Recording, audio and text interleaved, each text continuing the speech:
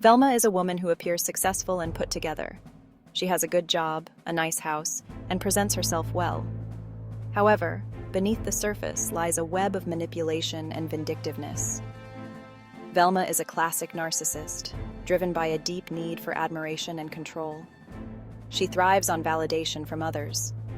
Any perceived slight or criticism shatters her carefully constructed facade.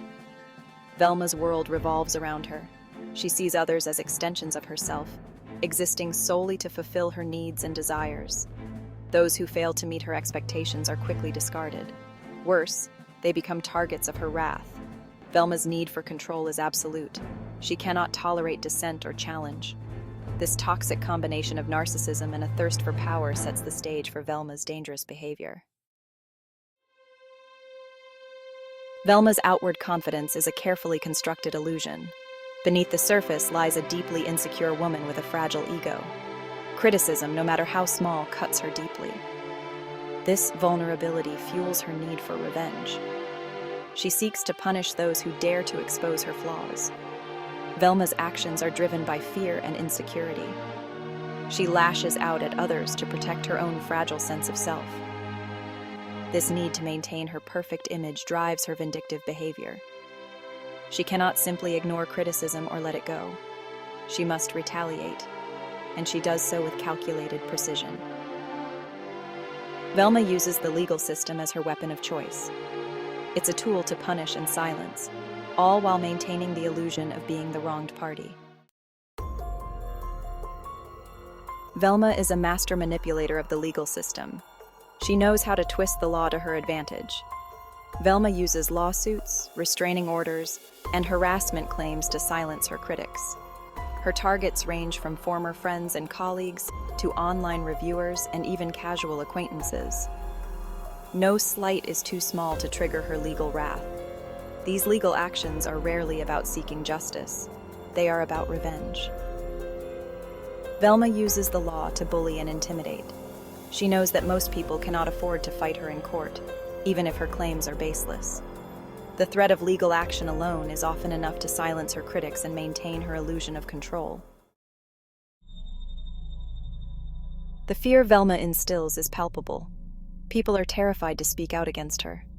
They have seen what she does to those who dare to cross her. This creates a culture of silence around Velma. Her friends and colleagues know that disagreeing with her, or even questioning her, could have serious consequences. They stay silent to protect themselves.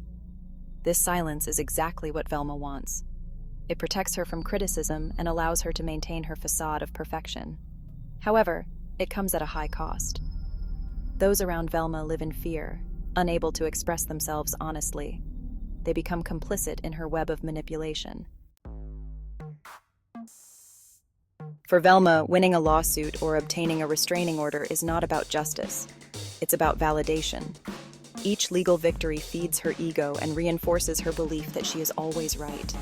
She thrives on the power she wields through the legal system. It allows her to control the narrative and punish those who dare to challenge her. This need for validation is insatiable. The more Velma wins, the more she needs to win. She becomes addicted to the power and control that come with manipulating the legal system. Her actions become increasingly reckless as she seeks her next fix of validation. Velma's actions have devastating consequences for her victims. They face financial ruin from legal fees, damage to their reputations, and emotional distress.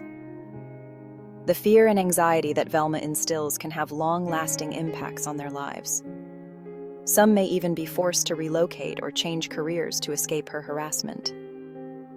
Velma's behavior creates a ripple effect of pain and suffering. Her victims are not just individuals, but families, friends, and communities.